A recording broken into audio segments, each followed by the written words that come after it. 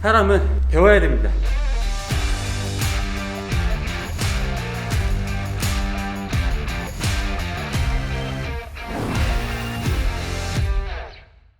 훈련 분석은 너무 간단하게 끝날 것 같아요. 사실 모든 부분이 너무 많이 좋아졌어요. 제 기대보다 훨씬 더 많이 좋아지셨는데 서두에 말씀드리고 싶은 건 오프 시즌에는 약점 부위 보완에 사활을 걸어야 돼요. 그럼으로 인해서 우리가 선택할 수 있는 방법은 점진적으로 이제 훈련의 이런 질이라든지 강도, 양을 증진시켜 나가는 건데, 뭐 여기에 대한 기대에 부응이라도 하듯이 약점 부위인 가슴과 복부에 비중을 많이 두었는데, 벤치프레스를 첫 주차 때 110으로 6개 하던 거를 마지막 주차에는 130으로 하시게 됐고, 뭐 2RIR로 100으로 10개 하시던 거를 1RIR로 120으로 10개를 하시게 됐어요. 복부에서도 마찬가지로 전체적으로 세트 내에서의 훈련 중량이 한 1.5배가 느셨거든요. 다른 부위들이라든지 다른 훈련 종목들도 다 마찬가지인데, 이걸 조금 더 수치화시켜서 이해가 쉽게 설명을 드리자면, 첫 주차에 훈련 총량이 91,466kg였어요. 선영님이 첫 주차에 이제 몸에서 수행한 모든 훈련 양이. 그런데 마지막 5주차에서는 113,886으로 증가되었습니다. 그러면 형님께서는 91,000을 감당하던 이런 근육계들이 113,000을 감당하게 됐기 때문에, 저희는 이런 것들이 계속 누적되고 축적되고 유지되다 보면은 금비대를 기대해 볼만 하겠죠. 그래서 이런 부분 굉장히 긍정적으로 판단할 수 있을 것 같은데, 사실 지금 제가 조금 찝찝한 건 이거예요. 프레스 계열이랑 저희가 가슴과 복부의 보완에 중점을 두고 훈련을 진행을 하는데, 가슴에 있어서 프레스 계열은 정말 많이 좋아졌어요. 그런데 프레스 계열에서 좋아진 수치 양만큼 플라이 계열에서는 안 좋아졌던 거는, 가슴만 단독적으로 개입을 해야 되는 훈련 종목에서는 아무래도 지금 발전이 조금 더디고 있다. 이게 지금 저한테는 숙제입니다. 그래서 이 부분을 보완하기 위한 프로그램 전략을 다음 블럭에 녹여낼 생각이고요. 이 부분은 좀 더 지켜보면서 가면 좋을 것 같아요. 약점 부위들을 훈련을 하면, 아까 저희가 훈련 중에서도 말씀을 했지만, 강점에 대해서 어느 정도 최소량만 배정을 해주기 때문에 강점 부위가 약해지거나 근육의 양이 줄어들지 않을까 이런 걱정을 되게 많이 하세요. 하지만 아까도 말씀 주셨다시피 결과물적으로 엉덩이에는 주당 4세트밖에 안 주던 볼륨인데 엉덩이가 더 커졌어요. 그러면은 이 사람한테는 굳이 더 이상 엉덩이 볼륨을 줄 필요가 없는 거죠. 엉덩이에 쏟아낼 힘 아껴서 저희는 가슴에다 주면 되는 거예요. 복부에다 주면 되는 거고. 그래서 이런 것들은 맨 처음에 말씀드렸던 것처럼 전반적으로 다 너무 긍정적인 방향을 그리고 있어서 저희 둘이 서로 지금 잘 하고 있는 거라고 저는 판단이 되고요. 훈련 진행하시면서 이런 근골격계 질환은 전혀 없으셨고요. 다행인데 제 프로그램 돌릴 때는 근육통이 2점 정도 이상 넘어가면 안 돼요. 이제 점수에 따른 거는 각자 이제 제가 가이드를 잡아드리긴 하는데, 어찌됐든 마지막 주차에는 근육통이 있으시길래 이게 왜 이렇게 발생을 하냐면 허리에 근육통이 있으셨었거든요. 근데 제가 훈련 프로그램을 싹 뜯어봤는데 이상하게 데드만 잘 안 오르고 있고, 형님께서 가지신 이런 능력에 비해서 데드의 중량이 제가 봤을 때는 조금 낮은 것 같아서 여기에 대해서 여쭤보니까, 제가 보호대에 의존하지 말라고 말씀을 드렸더니 데드리프트 할 때도 스트랩을 안 쓰신 거예요. 그러니까 맨손으로 들려고 하니 이게 140 이상 안 들렸었던 거죠. 이제 다리 힘은 남는데, 그래서 제가 거기에 대해서 파악을 하고, 형님 데드할 때는 스트랩 쓰셔도 좋을 것 같습니다 이거 말씀을 드리니까, 이제 그 마지막 주차 때 140으로 들던 거를 160으로 들게 되면서 이제 뭐 필연적으로 허리 알이 베게 했던 거, 그런 특이사항 빼고는 없고요. 이런 부분들은 이제 제가 다음 블록 구성을 해가지고 프로그램 전달해 드릴 때 좀 명확히 말씀을 미리미리 잘 드려야 될 것 같습니다. 조금 신기한 게, 아무래도 사업체도 운영하시고 외부 업체랑 미팅도 많고 활동하시는 게 많기 때문에 스트레스 인자가 많이 축적이 되실 텐데, 거기에 대한 관리를 굉장히 잘 하시는 것 같아요. 원래 형님 성격이 좋으신 것 같기도 하고.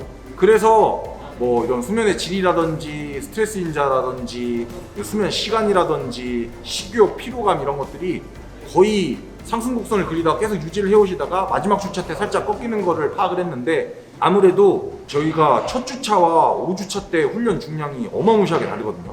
거기에 따라서 아무래도 필연적으로 축적된 피로도라든지, 아니면은 예전에 뭐 100으로 하던 거를 이제는 140으로 하려고 그러니까 필연적으로는 부담감 이런 것 때문에 아무래도 조금 있었던 것 같은데, 여기에 대해서는 큰 문제라고 보기에는 어렵고요.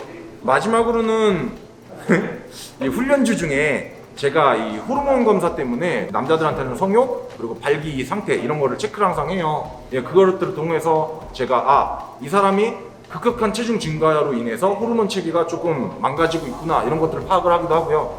이 사람이 훈련 주차를 쭉 넘어오면서 이 사람한테 많이 버거울 수도 있겠구나 라는 것들을 이런 발기 상태나 성욕을 가지고 좀 판단을 하는 편인데, 지금 40이신데 짱짱합니다. 상승곡선 그리고 그대로 유지되어 있어요. 일상에서의 피로감과 수면의질이 조금 떨어져도 이거는 계속 유지되어 오시는 걸 보면은 훈련 프로그램이 잘 먹힌 것 같습니다. 인자강은 타고나는 것 같기도 하고 좋습니다.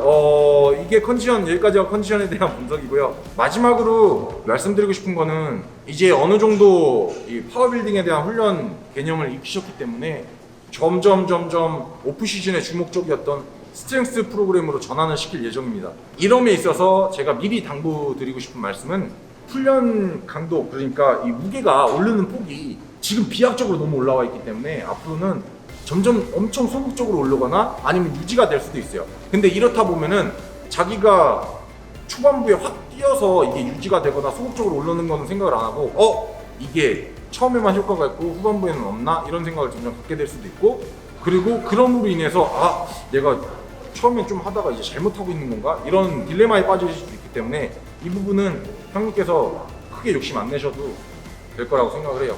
그리고 항상 부상 조심하시기를 바라겠습니다. 여기까지가 컨디션과 훈련에 대한 분석이었습니다.